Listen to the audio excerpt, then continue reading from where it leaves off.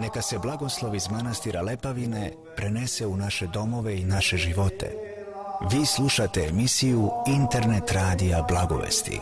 Urednik i voditelj otac Gavrilo.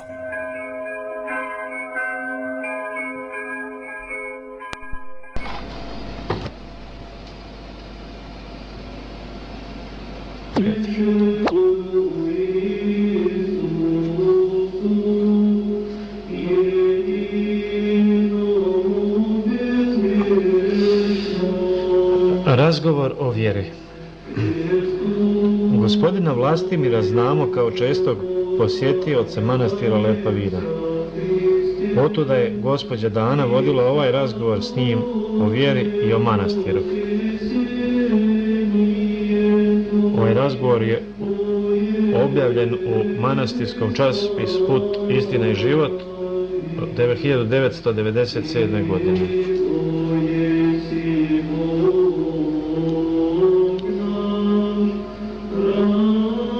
Gospodine Vlastimiru, kada i gdje počinje vaša vjera u Boga i koji je bio vaš prvi duhovni učitelj?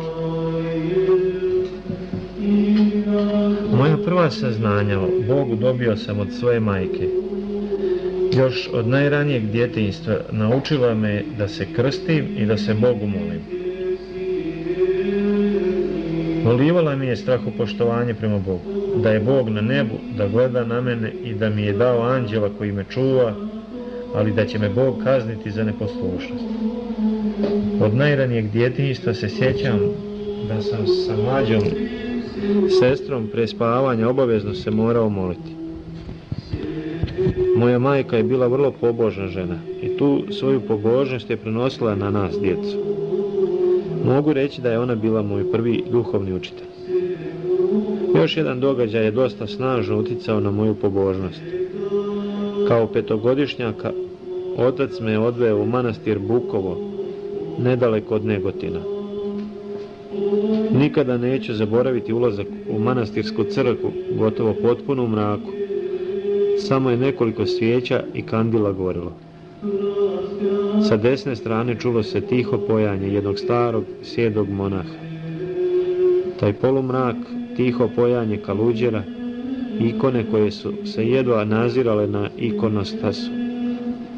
Ta mističnost ostali su u sjećanju, ostavili snažan utisak na mene, da sam poželio opet da dođem. Otac me nekoliko puta vodio u manastir i u crkvu jer me zanosila ta atmosfera i crkveno pojanje.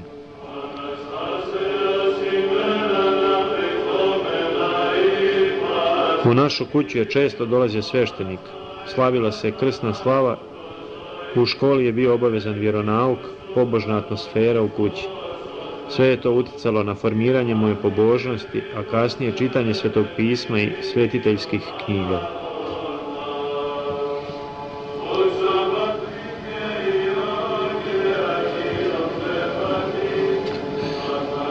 Poznata je evanđelska poruka: ko izdrži, bit će spašen. Mogu li mladi vjernici izdržati sva krivovjerja i nevjerja i spasiti se, ostati Hristu vjerni? Mogu, ali zato treba puno vjere, molitve, redovnog pohađanja bogosluženja, posta i pričešćivanja. Treba biti uporan u nastojanju da se živi po načelima hrišćanskog morala. Ali svakako bi to bilo gotovo nemoguće bez čitanja Svetog pisma i svetootačkih knjiga. U zadnjih 7-8 godina mnogi mladi počinju vjerovati u Boga i krštavaju se jer shvaćaju da je život bez vjere isprazan. Prilaze crkvi i nastoje da se othrvaju đavoljim iskušenjima koja im nudi takozvana savremena civilizacija. Oni uporni i istrajni svakako će ostati vjerni Hristu.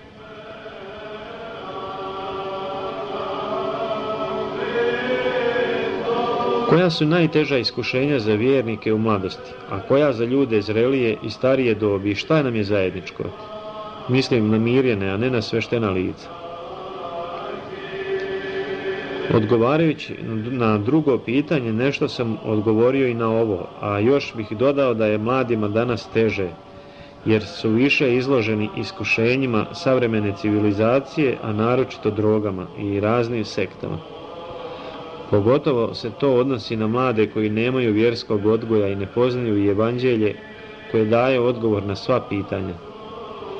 Stariji ljudi izloženi su velikim brigama, ali i uticaju raznih sekti, te se bez čvrste vjere također ne mogu lako othrvati iskušenjima.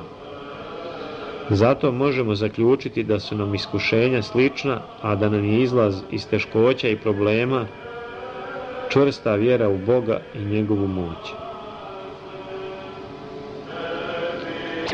Poštujući evanđelsku poruku da smo pozvani govoriti i ne šutiti, naše vrijedno manastirsko bratstvo krenulo je u svojevrsni podvig da izdaje naš list Put, istina i život. Šta kažete na to? Molim kritički osvrt. Za svaku je pohvalu što je bratstvo našeg manastira Lepavina pokrenulo časopis Put, istina i život i krenulo teškim i odgovornim putem.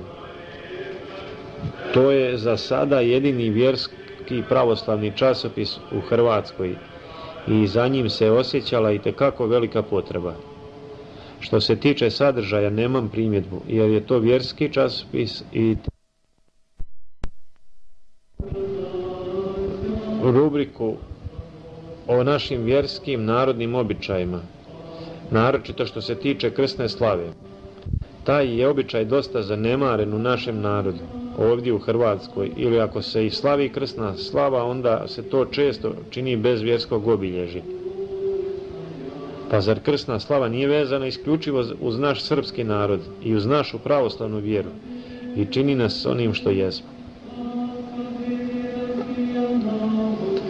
Ja se sjećam 1994. godine, kada se otac Gavrilo bavio ozbiljnom mišlju da pokrene izdavanje časopisa. Te godine je bila 10. godišnjica njegovog dolaska u manastir Lepavinu, bila je 30. godišnjica njegovog monašenja i njegov 50. rođendan. Sada evo naš list broji 4. broj i daj Bože da ustraje i dalje. Vas molim da kao svjedok onoga vremena iz godine 1984. ispričate vaša sjećanja na to vrijeme i šta je tome prethodilo.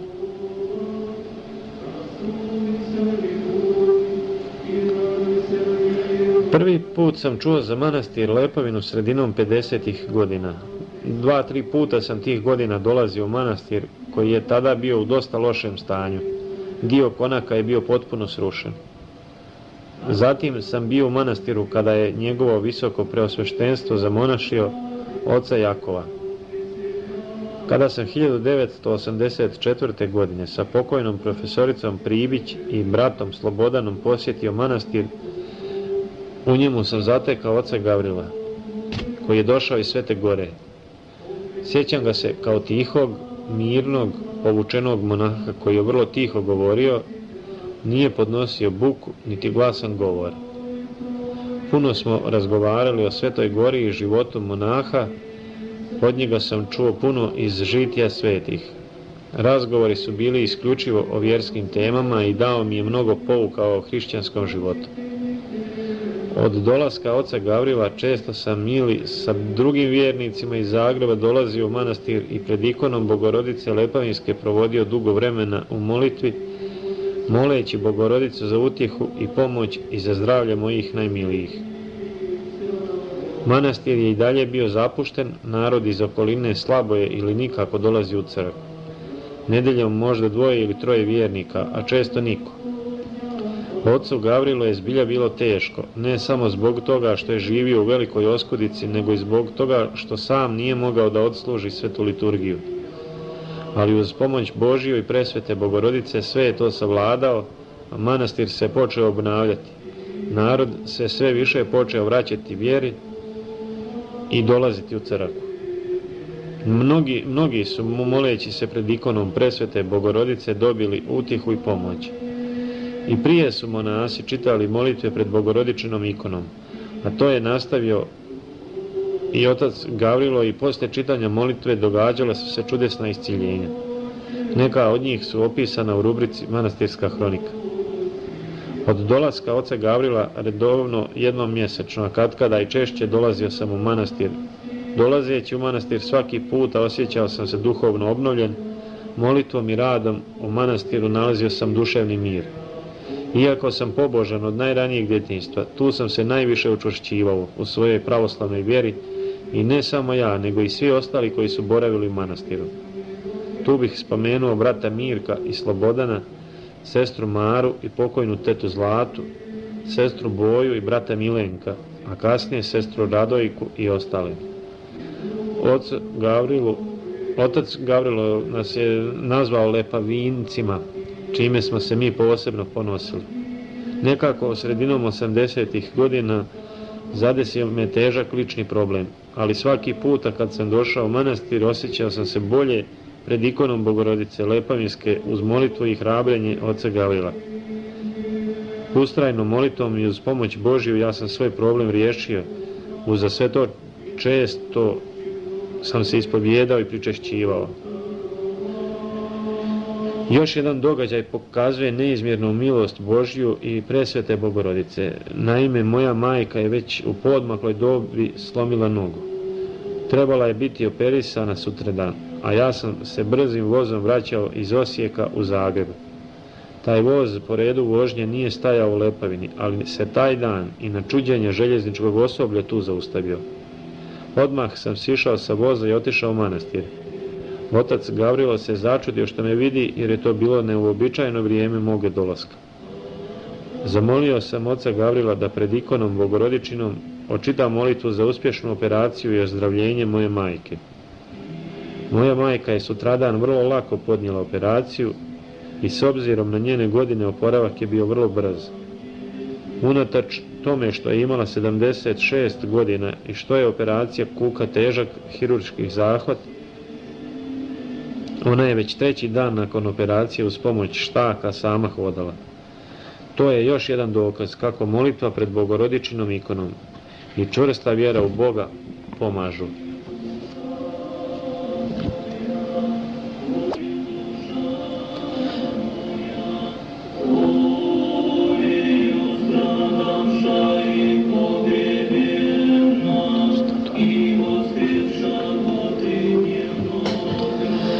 Marta 26. marta 1986. godine otac Gavrilo primio je od visoko preosvećenog mitropolita vrlo opširno pismo, u kojem ga upućuje i hrabri da se održi i on i manastir, a ja ističem samo jednu rečenicu gdje visoko preosvećeni mitropolit kaže: hvala Bogu i presvetoj Bogorodici, koji su vam dali snage u trpljenju da se uzdignete do visine koja vam je izgledala nedostižna.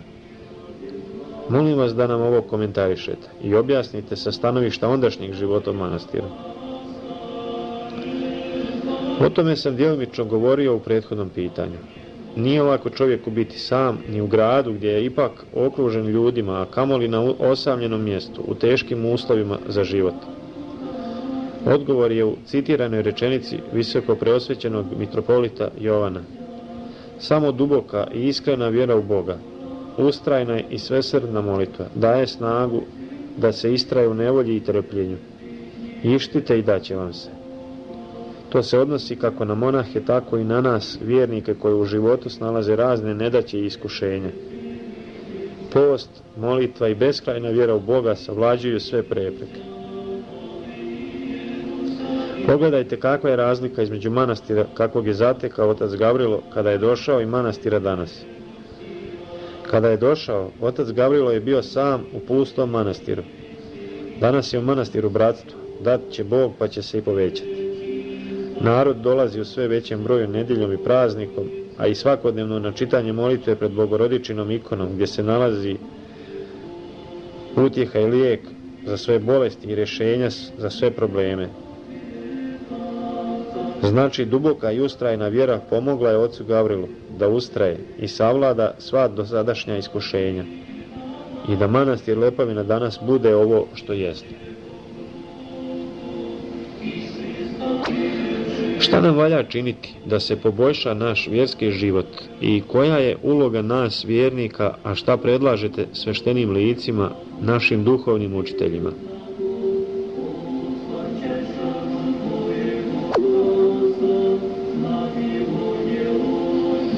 Ja sam svjetlost svijetu i ko ide za mnom neće hoditi u tami, nego će imati svjetlost života. Da bi bili dobri vjernici i da bi naslijedili Carstvo nebesko, mi moramo slijediti Hrista. To je težak i mukotrpan put, ali nas zato na kraju čeka nagrada.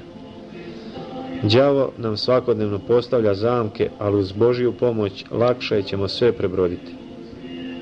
Da bismo bili dobri vjernici, moramo se držati 10 Božjih zapovijesti. Postiti sve postove koje propisuje naša sveta pravoslavna crkva. Često se ispovijedati i pričešćivati, redovno pohađati bogosluženja, čitati sveto pismo i sveto-otačku literaturu, činiti dobra djela, kajati se za svoje grijehe i praštati onima koji nas vrijeđaju i slaviti svoju krsnu slavu. Znači, moramo prvo mijenjati i usavršavati u vjeri sebe, da bismo mogli pomoći drugima da ustraju u vjeri.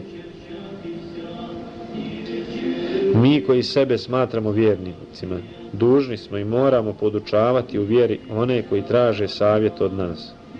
Moramo ih uvjeravati u beskrajnu ljubav i milost Božju, da su sve nedaće ovog života prolazne i da se uz Božju pomoć može sve savladati. Što se tiče naših duhovnih učitelja, teško je njima nešto savjetovati, jer oni valjda bolje od nas znaju šta treba da čine. Nekima od njih bih ipak preporučio da se više posvete duhovnim potrebama svojih vjernika, da ostave po strani razne poslove koji nemaju veze sa vjerom i crkvom, da održavaju vjeronauk gdje god je to moguće, pa makar za samo nekoliko djece i vjernika, i da svojim životom budu primjer nama vjernicima.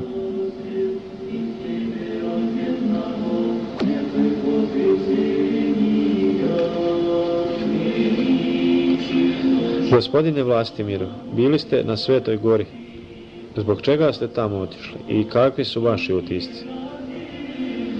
Zahvaljujući milosti Božjoj, imao sam tu sreću da obiđem mnoge naše svetinje, da se poklonim moštima mnogih naših svetitelja, da u tim svetinjama, manastirima osjetim punoću pravoslavlja. Teško je opisati šta čovjek osjeća kada ulazi u Studenicu, majku svih naših crkava, kako reče jednom otac Jovan, iguman manastira Studenice, ili u Žiču, Sopoćanje, Pećku patrijaršiju, Ljubostinju, Ravanicu, Manasiju, Mileševo, Visoke Dečane, Gračanicu, manastire Ovčarsko-Kablarske klisure, Fruške gore i mnoge druge koje je teško sve nabrojati. Ja sam svaki puta lično ulazeći u te svetinje osjećao neko strahopoštovanje, nekakav čudan osjećaj telesne lakoće, kao da se nalazim u nekom drugom svijetu, vanzemaljskom svijetu. Već u prvom pitanju rekao sam šta je za mene značio prvi ulazak u manastir. To je neobjašnjivo osjećanje doživljavao sam svaki puta kada sam ulazio u svaki od tih manastira. Od malena sam odgajan i podučavam da su manastiri baklje iz kojih se uvijek širila svjetlost naše pravoslavne vjere. Manastiri su svojim monaštvom i čuvajući mošti naših svetitelja bili i ostali čuvari našeg pravoslavlja. Isto tako sam se divio freskama i toj nedostižnoj i neponovljivoj umjetnosti srpske srednjovjekovne kulture. Da pogledajte samo na Mileševskog anđela. Isto tako nisam mogao, a da ne pomislim na osnivače tih svetinja, koji su gradeći ih mislili na spas sve duše, a nama, potomcima, ostavili ih da se u njima napajamo u našoj pravoslavnoj vjeri. Mnogi su od njih svojim životom zaslužili oreol svetitelja. Još kao malo dijete, a kasnije i čitajući o Svetom Savi, učeći na vjeronauku o njegovom životu i djelima koja je sva posvetio Bogu i svome narodu, poželio sam da posjetim manastir Hilandar koji je Sveti Sava sa svojim ocem Stevanom Nemanjom, kasnije Svetim Simeonom Mirotočivim, sagradio. Ta mi se želja milošću Božjom ostvarila na početku uskršnjeg posta 1984. godine, kada smo s blagoslovom visoko preosvećenog mitropolita Jovana, otac Stefan, gospodin Dragan Savićević i ja posjetili Hilandar. Kako je bila moja žarka želja još iz djetinjstva da odem u tu veliku srpsku svetinju, usrdno sam se molio Bogu i on mi je uslišio molitvu. Puno bi vremena trebalo da se opiše taj put u Svetu Goru, ali spomenut ću samo nezaboravan doživljaj vožnje lađicom uz obalu poluostrva na kome se nalazi Sveta Gora i pogled na predivne manastire koji se nalaze uz samu obalu, kao i na skitove monaške naseobine koje se nalaze visoko iznad obale na gotovo nepristupačnim mjestima. Sam ulazak u manastir Hilandar bio je za mene poseban doživljaj. Sve moje želje i maštanja o Hilandaru i Svetom Savi iz djetinjstva, sve ono što sam o Hilandaru i Svetom Savi čitao i slušao, slilo se u jedan osjećaj velikog uzbuđenja. Najednom sam postao svjestan da se nalazim na mjestu gdje je živeo Sveti Sava, gdje on hodao, da se nalazim u crkvi u kojoj se on Bogu molio. Zahvaljivao sam Gospodu na milosti koju mi je podario. U lijepoj uspomeni su mi ostali svi monasi u Hilandaru, divio sam se njihovom životu punom samoodricanja i trpljenja.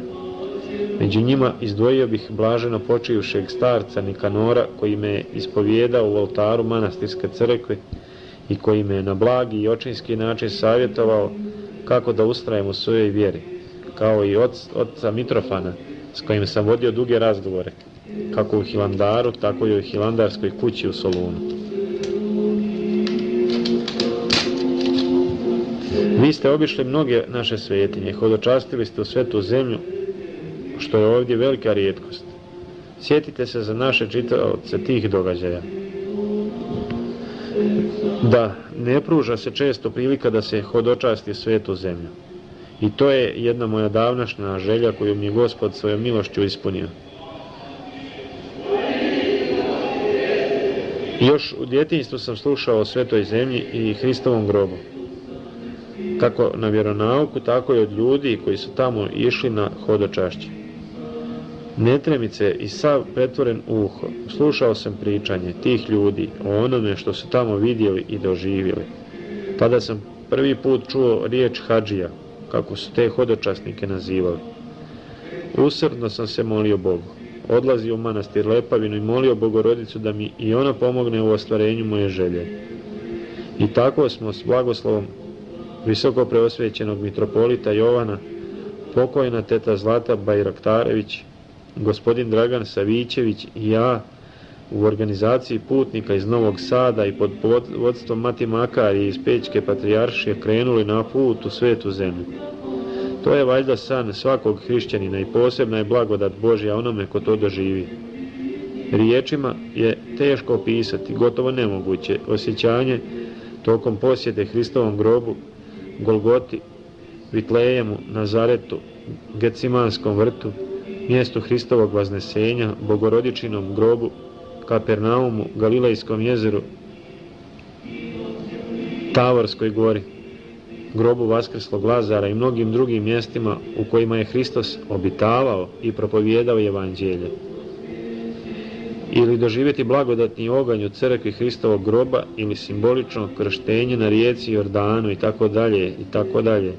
Kada me ljudi pitaju šta sam osjećao kada sam sva ta mjesta posjećivao, ja imam običaj reći da je nemoguće to opisati, nego da to treba vidjeti i doživjeti. To hodočašće po svetoj zemlji trajalo je 12 dana i teško bi bilo šta izdvojiti. Hvala Gospodu i slavu mu na milosti njegove.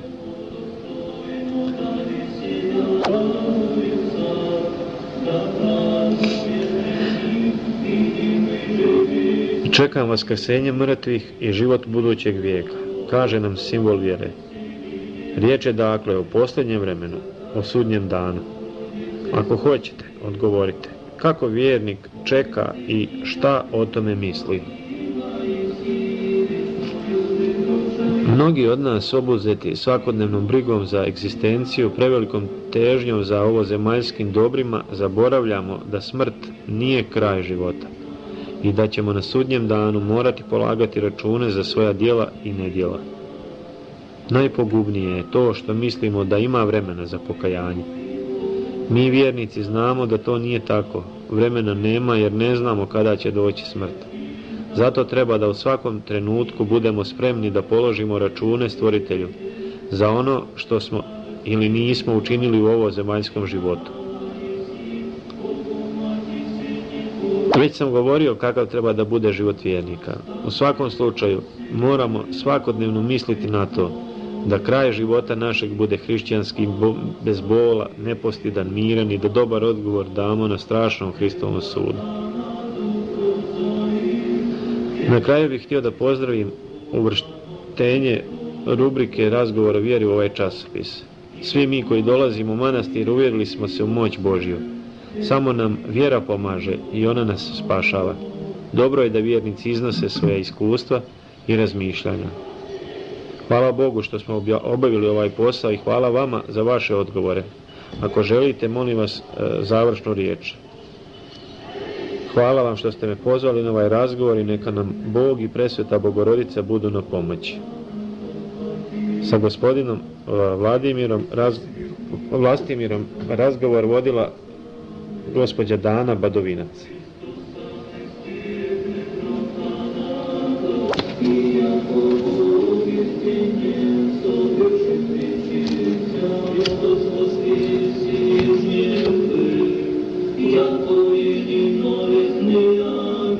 Razgovor o vjeri.